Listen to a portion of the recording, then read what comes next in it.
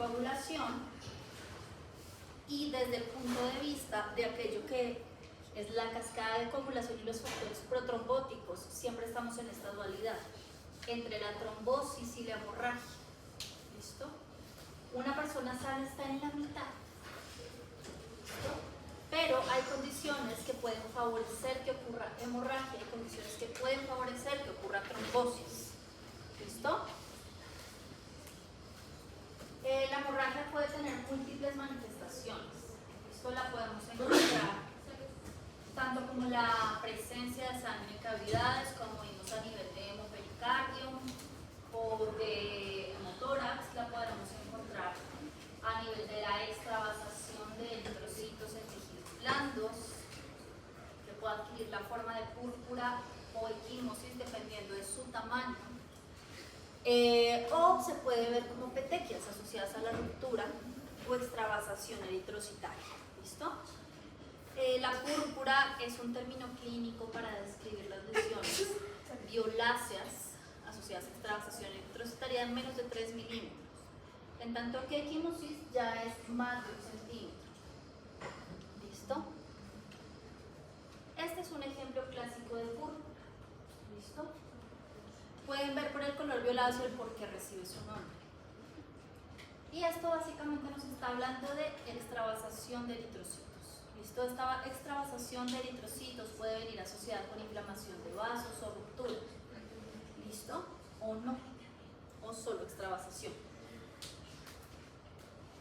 Casi siempre tenemos afectación de miembros inferiores, aunque no es la única área afectada. Podemos tener también afectación visceral, aquí estamos a nivel del intestino. Y fíjense cómo a nivel de la pared tenemos esta extravasación eritrocitaria. ¿Listo? Las hemorragias a nivel del sistema nervioso central pueden tener consecuencias catastróficas y pueden estar asociadas tanto con ruptura vascular como con alteraciones de presión arterial. Entonces, fíjense, por ejemplo, en esta gran área de hemorragia. ¿Listo? Entre una causa muy importante desde el punto de vista de la clínica y del ejercicio diario para hemorragia nos encontramos con la trombocitopenia. ¿Listo? Como su nombre lo indica, la trombocitopenia implica que hay pocas plaquetas circulantes. ¿Listo? Hablamos de trombocitopenia por debajo de 150.000. ¿Listo?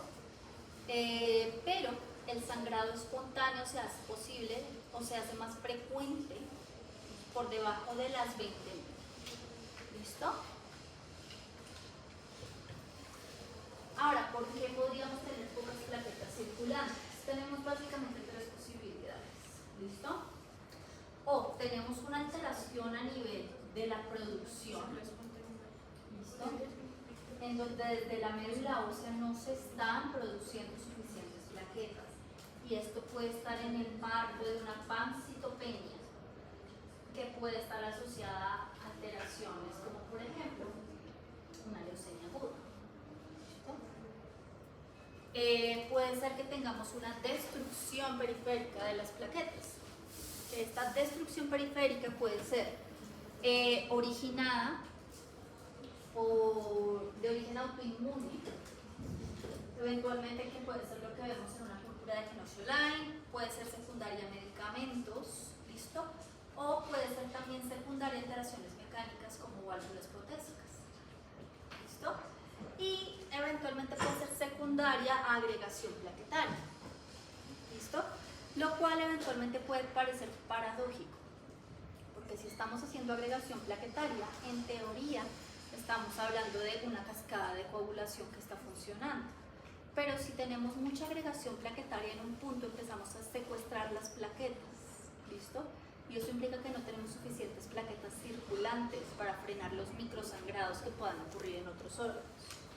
¿Listo? La púrpura trombocitopénica se va a dividir entre autoinmune, bueno, entre primaria y secundaria, primero. ¿Listo? La primaria, básicamente, cuéntame. Es más o menos qué medicamentos puede generar esa trombocitopenia.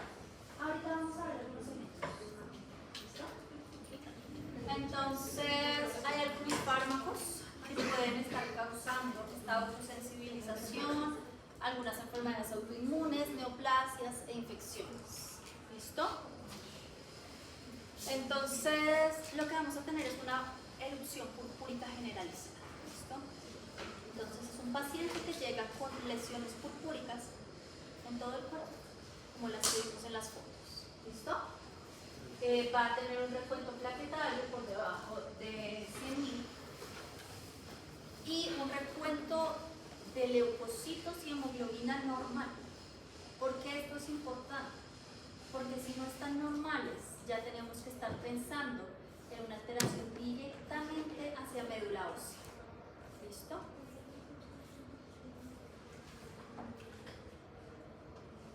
Esta puede ser aguda si ha durado menos de 3 meses, persistente si ha durado de 3 a 12 meses y crónica si ha durado más de 12 meses. ¿Listo?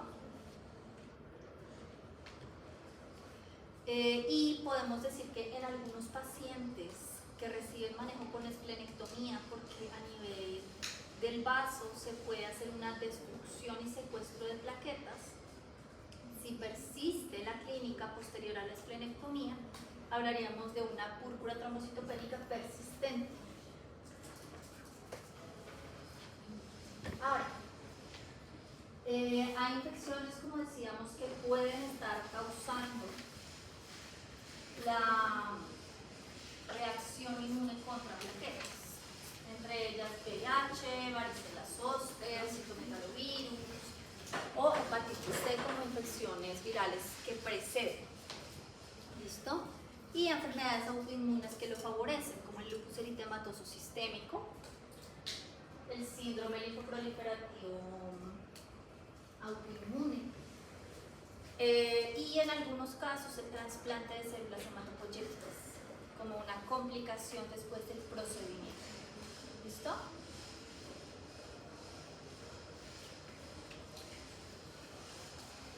Es una enfermedad que puede presentarse tanto en niños como adultos, tiene un pico entre los 2 y 5 años de edad y después de eso puede ser más frecuente hacia adultos mayores y en mujeres. ¿Listo? Lo que vamos a tener es que estas plaquetas están siendo destruidas porque hay una inmunoglobulina G contra las proteínas de membrana de las plaquetas. Esto se hizo un proceso de autoinmunización. Y esta inmunoglobulina G circulante está adhiriéndose a las plaquetas y adicionalmente estas están siendo fagocitadas por los macrófagos esplénicos, favorecido por la presencia de los anticuerpos. ¿Listo? Inicialmente el paciente puede no manifestar síntomas, pero posteriormente empiezan a aparecer petequias, las lesiones purpúricas, hemorragia a nivel de mucosa, en la medida que va disminuyendo el conteo de plaquetas. Y en la medida que se destruyen más rápido de lo que se repone, es cuando empezamos a tener sangrados significativos como epistaxis o hemorragias viscerales.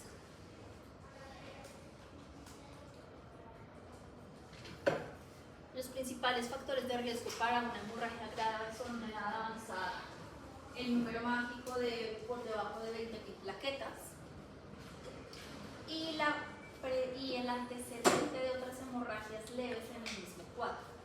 ¿Listo? Entonces, tuvo una hemorragia a nivel intestinal que fue pequeña, autocontrolada, pero eso ya se convierte en un factor de riesgo. ¿Listo? Entonces, petequias, púrpuras y hematomas vienen siendo de las principales manifestaciones en este caso. ¿Listo? Bueno, entonces hasta ahí púrpura trombocitopénica. ¿Preguntas? ¿No? Hablemos un poquito de hemofilia. Cuéntame. Vamos a hablar de las plaquetas generalizadas cuando tenemos un plaquetario bajo. ¿Tiene alguna clínica de evolución característica o simplemente empiezan a aparecer internamente? Precisamente es la clínica que estamos describiendo aquí. Es un proceso proceso. Primero el paciente está asintomático, entonces todavía tiene suficientes plaquetas circulantes, pero empiezan a aparecer lesiones purpúricas, cuando empieza a tener sangrados menores, puede tener epistaxis, ¿listo? Y posteriormente ya empezamos a ver las lesiones purpúricas más interesantes. ¿Listo? Que esto varía también dependiendo de la tasa de destrucción plaquetaria que maneja el paciente. ¿Listo? ¿Más preguntas?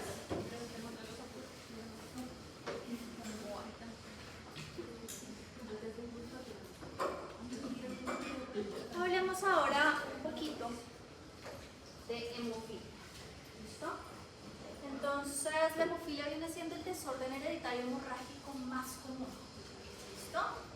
Existen tres tipos fundamentales de hemofilia. Está la hemofilia tipo A, en donde sobre todo lo que tenemos es un déficit de factor 8.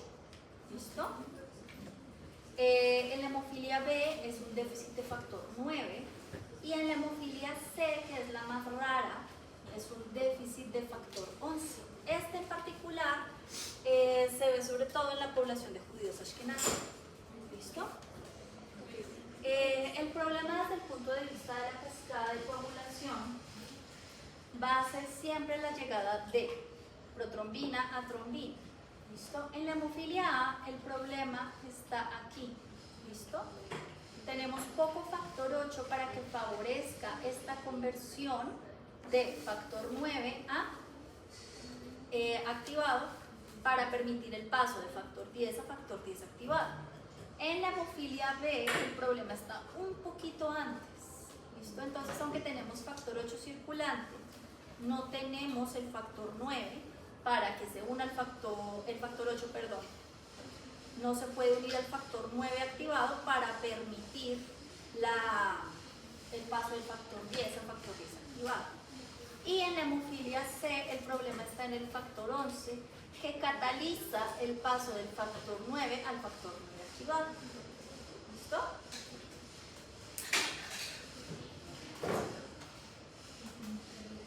Desde el punto de vista de herencia es bastante interesante porque es una enfermedad asociada que se transmite por cromosoma X. ¿Listo? ¿Esto qué quiere decir en términos de herencia? La proteína o las proteínas que pueden estar potencialmente afectadas en hemofilia van a ser sintetizadas en el brazo largo del cromosoma X. ¿Listo? Si un paciente tiene dos cromosomas X y un cromosoma X funciona y el otro no, tiene información para suplir parcialmente. Entonces, ese paciente se vuelve portador. ¿Listo? Pero no manifestaría la enfermedad. ¿Listo? Porque tiene la información para hacer la síntesis proteica. Pero si el paciente tiene un solo cromosoma X y este cromosoma X no tiene la información, ahí manifestaría la enfermedad. ¿Listo? Por eso es que las enfermedades ligadas a X casi siempre son enfermedades que se manifiestan en los hombres. ¿Listo? Porque este déficit proteico se va a ver en esta falta de la información que usualmente supliría el segundo cromosoma X. ¿Listo? Hay legalmente más de 100.000 mutaciones asociadas. Existe también la hemofilia adquirida transitoria, posparto. Y hasta el 30% de los casos son mutaciones espontáneas no hereditarias.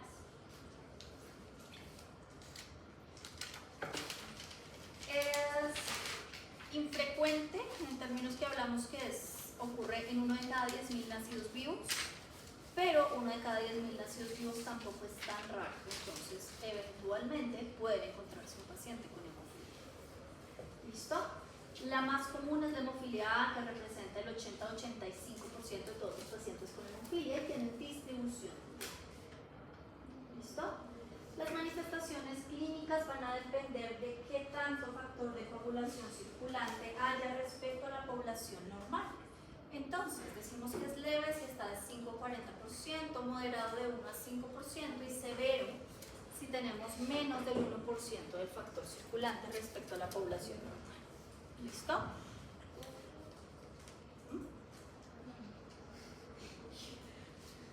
Básicamente básicamente estamos hablando de síntomas asociados a sangrado. ¿Listo? Eventualmente podemos tener hemorragias viscerales, hematomas frecuentes, como una de las manifestaciones tempranas más importantes, y algo característico de la hemofilia es la artropatía hemofílica, en donde el sangrado repetido a nivel de la cavidad articular genera fibrosis. ¿Listo? Y esto va a estar causando dolor y limitación funcional. Este es uno de los ejemplos más estudiados de hemofilia en términos de herencia. Y es que precisamente la reina Victoria de Inglaterra era portadora de la mutación de hemofilia. ¿Listo? Entonces, ella tuvo muchas hijas que se casaron con diferentes casas reales de Europa. ¿Listo? Entonces, el rojo es una mujer sana y el rojo con blanco es una mujer portadora. ¿Listo? Entonces, si se fijan, en una paciente que es portadora va a haber algunas de sus hijas que no porten la mutación. ¿Listo? Porque algunas van a recibir el cromosoma X que sí tenía la información. Las que se convierten en portadoras recibieron un cromosoma X con la mutación y del padre un cromosoma X sin la mutación. ¿Listo? Y a su vez ellas tienen también la opción de tener hijas sin la mutación, hijas con la mutación o hijos con la enfermedad. ¿Listo?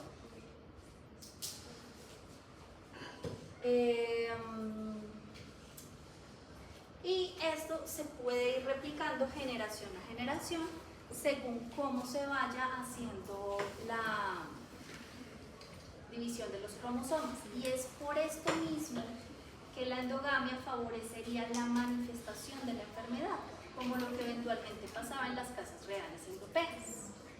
¿Listo?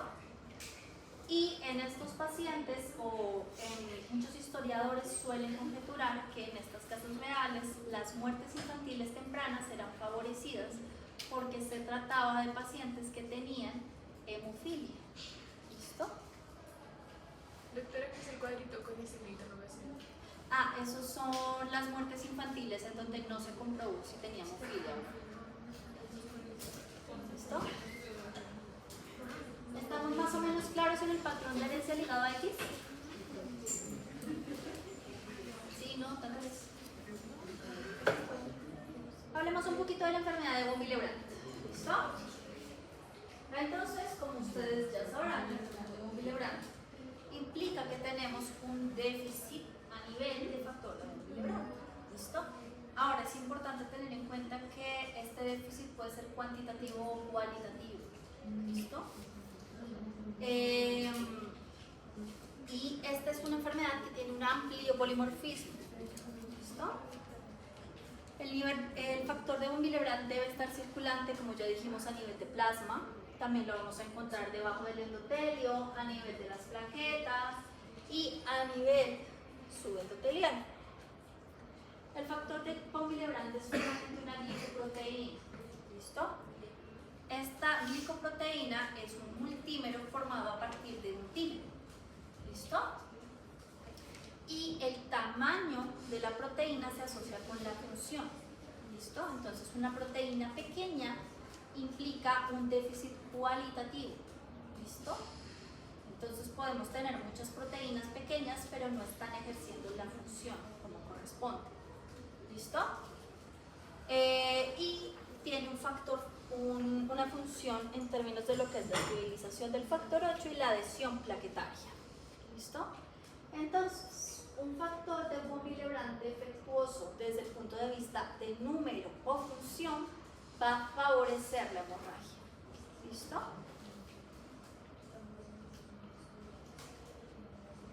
Se ha clasificado de forma general en tres tipos, en donde el tipo 1 implica que más que un déficit cualitativo hay un déficit cuantitativo. Esto hay poca proteína. ¿Listo? Y este tiene una herencia autosómica dominante incompleta. El tipo 2 es autosómico dominante y habla de efectos cualitativos. Este se puede subdividir en 2A, 2B, 2N, 2M, según el tipo de proteína que se forma. ¿Listo? Y en el tipo 3 tenemos un déficit cuantitativo completo, o sea, no tenemos nada de factor von Willebrand. ¿Listo? Y este es autosómico recesivo. Existe también el déficit de factor de von Willebrand adquirido, no congénito, que puede estar favorecido por enfermedades autoinmunes, ¿listo? Eventualmente factores mecánicos como válvulas protésicas y circulación extracorpórea, que van a generar un daño físico sobre la proteína en plasma circulante, malignidad y una disminución funcional. ¿Listo? Tiene una presentación variable, pero se va a manifestar sobre todo como sangrado prolongado. ¿Listo? Entonces, sangrado prolongado después de trauma menor sobre todo, o sangrado prolongado a nivel del ciclo menstrual en las mujeres, lo cual es importante. Recuerdan que a finales del semestre pasado, cuando vimos femenino, cuando hablamos de sangrado uterino anormal en adolescentes, mencionamos la importancia de descartar siempre las alteraciones congénitas de los factores de coagulación y de la cascada de coagulación, porque eventualmente estas son pacientes que pueden durar sin diagnóstico durante muchos años, ¿listo? Hasta que sufren un evento que pues, puede poner en riesgo su vida, ¿listo? Bueno, muy bien. Hablemos ahora de la actividad del virus. Vamos a entrar a hablar en este momento de trombosis, ¿listo? Entonces, para hablar de trombosis hay que hablar de la tríada de Virchow. La tríada de Virchow nos habla de los 3 pilares que pueden estar favoreciendo la aparición de trombosis. ¿Listo? Entonces, tenemos 3 elementos: flujo anormal, lesión endotelial e hipercoagulabilidad. ¿Listo? Estos elementos van a interactuar entre sí, pero el aumento del tono en cualquiera de estos 3 va a favorecer la aparición de un trombo. ¿Listo? Por ejemplo, flujo anormal. ¿Qué sería un flujo anormal? Éstasis venosa, por ejemplo. La éstasis venosa asociada a la inmovilidad prolongada es el principal factor de riesgo de la trombosis venosa profunda. ¿Listo? Eso es un flujo anormal. Un flujo anormal también puede ser el que ocurra después de una arritmia o durante una arritmia. ¿Listo? Porque en vez de tener un flujo laminar a nivel de las cavidades cardíacas, lo que estamos haciendo es un movimiento irregular que va a activar cascada de coagulación. ¿Listo? Un flujo anormal también puede estar favorecido por la presencia de placas de ateroma o alteraciones físicas puntuales. ¿Listo? El flujo anormal va a interactuar también con la lesión endotelial. Ya vimos que en el momento en que se lesiona el endotelio activamos cascada de coagulación. ¿Listo? Las lesiones endoteliales pueden estar favorecidas por un flujo anormal, como lo que ocurre a nivel de la hipertensión arterial, o podemos tener un flujo anormal secundario a lesión endotelial, como lo que puede llegar a ocurrir en la exposición de la placa de ateroma. ¿Listo? Y en ambos escenarios la conclusión es una trombosis. ¿Listo?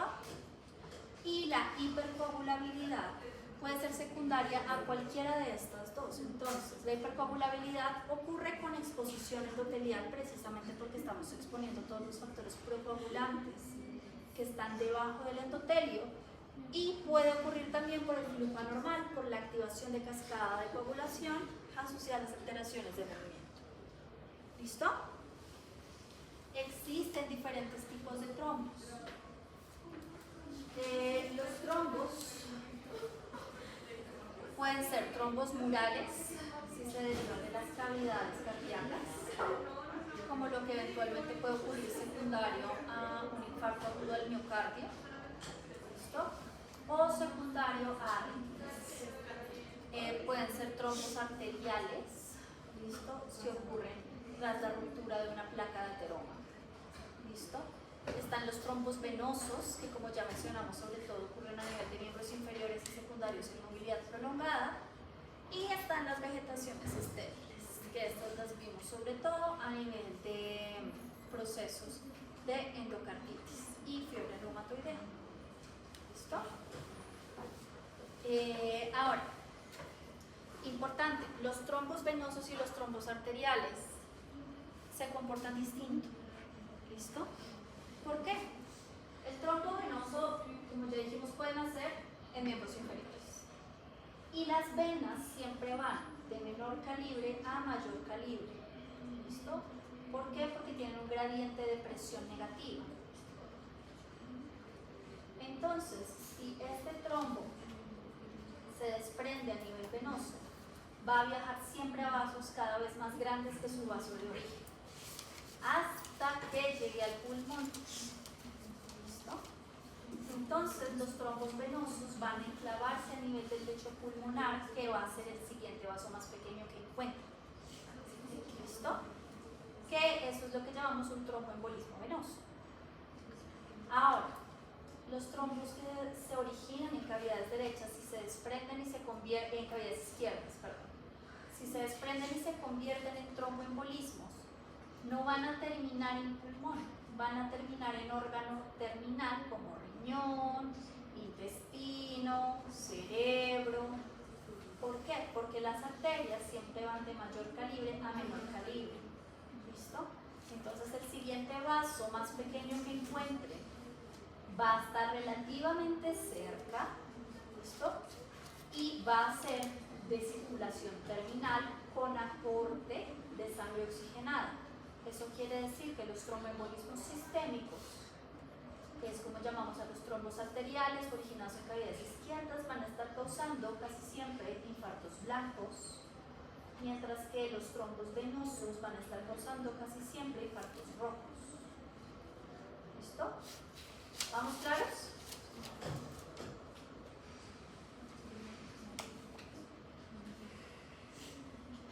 El ciclo de vida de un trombo implica que tenemos una formación, eventualmente una propagación y una embolización. ¿Listo? Y la embolización es lo que en últimas va a causar la sintomatología más severa, con pérdida funcional de órgano a largo plazo, que en últimas puede llevar a una disolución y una organización y recanalización si todo sale bien. ¿Listo? Entonces, en términos de las trombofilias más frecuentes o de las enfermedades que se asocian con trombosis, nos vamos a encontrar con algunas como por ejemplo el factor 5 de Leiden. ¿Listo? Las mutaciones de protrombina o el número elevado de factor 8, factor 9 y factor 10 y factor 11, perdón. Que esto de hecho lo podríamos entender como el opuesto a la hemofilia.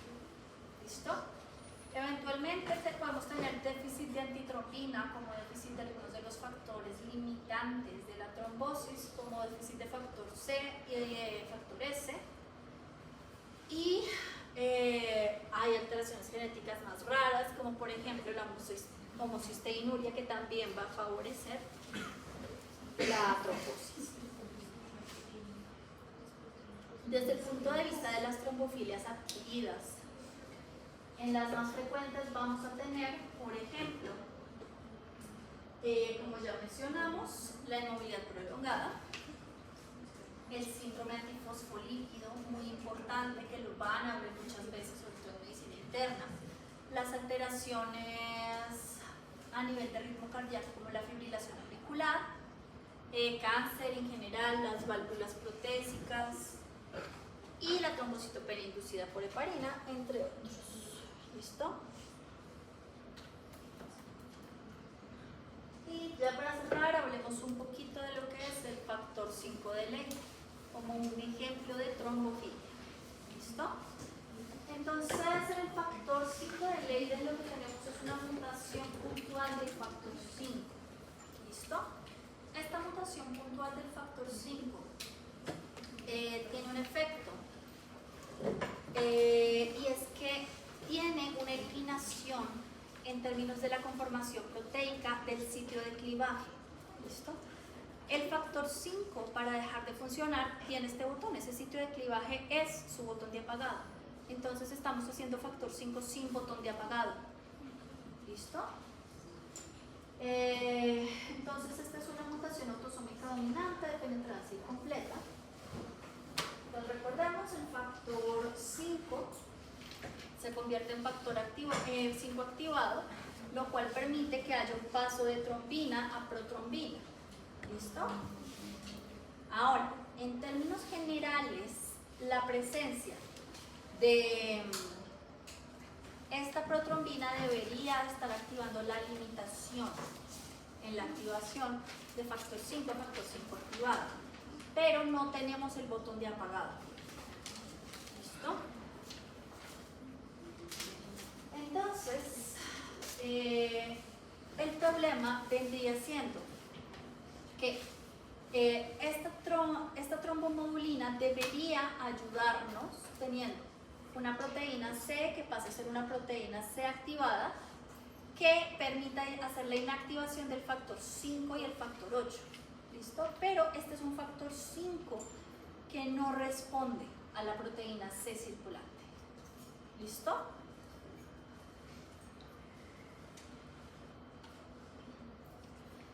Hay diferentes mutaciones asociadas, como les decía, entre ellas están las mutaciones BR506Q, en donde en últimas, con el reemplazo de una arginina con una glutamina, se elimina el sitio de clivaje para la proteína C. ¿Listo? Entonces, la proteína C es la llave para el botón de apagado y podemos tener mucha proteína C, pero si no tenemos el sitio para que la llave se inserte, no se apaga. ¿Listo? Esta es la trombofilia hereditaria más común. Y el riesgo de trombosis va a variar dependiendo si son pacientes heterocigotos o homocigotos. ¿Listo? Si son pacientes heterocigotos, el riesgo general de trombosis es de 5%, pero si son homocigotos ya se eleva al 20%. ¿Listo? Y sobre todo aquí estamos hablando de pacientes que tienen una prevalencia de tromboembolismo venoso del 10 al 20%. ¿Listo? Entonces, muchos de los pacientes pueden ser asintomáticos por muchísimos años y las alteraciones realmente son detectables en laboratorio como hallazgo incidental, pero el problema es si no se encuentra como hallazgo incidental. Ahí ya tendríamos pacientes que pueden hacer a edades tempranas ACVs, enfermedad coronaria, pueden tener pérdidas recurrentes si están intentando quedar en embarazo. ¿Listo? Y trombosis venosa frecuente. ¿Listo? Preguntas hasta ahí. Yo creo que entonces síndrome antifosfolípido lo podríamos ver la próxima clase para cerrar las trombofilias y de ahí saltaríamos